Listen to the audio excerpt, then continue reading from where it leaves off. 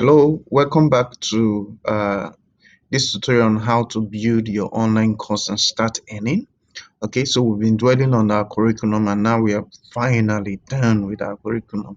Okay, so we need to click on this button to go to the next step rather. Okay, so let's click on that. Add quiz, we've added quiz.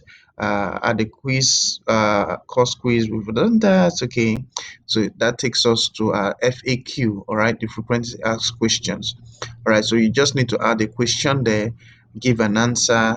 You can add as many questions as possible and give an answer to that. So I'm not going to dwell on that. Okay, all right, so I click on the next. It takes me to announcement. Is there something you want to tell the student or instructors are expected to enroll in this course?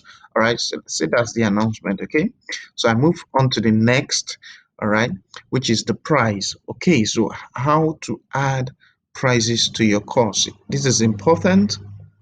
Okay, it's important you add the right price for your course. You don't underprice your course and you don't overprice your course. Very important. Also remember that you can skip this step. Once this step is skipped, your course will be made free. Okay, meaning that if you do not add a price here, your course will be made free. I've talked about the need for us to create free courses first in order to gain popularity, in order to gain confidence among students. Okay, so if you're not going to, if you want the course to be free, you just need to skip this step. Automatically, the system will assume that it's going to be a free course. Okay, but let's assume you want to add a price to the course. So you click on the add prices.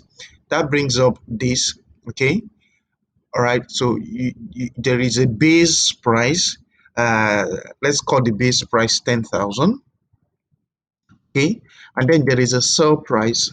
Let's say the sale price we are giving a 50% discount, so it's now 5,000. All right, so you see how it works. All right, so this the base price is 10,000, but the sale price, how much you want the student to pay, is what is written in the sale price. All right, if you want your cost to be added to the enterprise plan, okay, you can put an enterprise price there, but we are not going to go into that right now. All right, so basically that's how you add uh, prices to your course. I hope that's clear. Okay, so see you in the next video. Bye for now.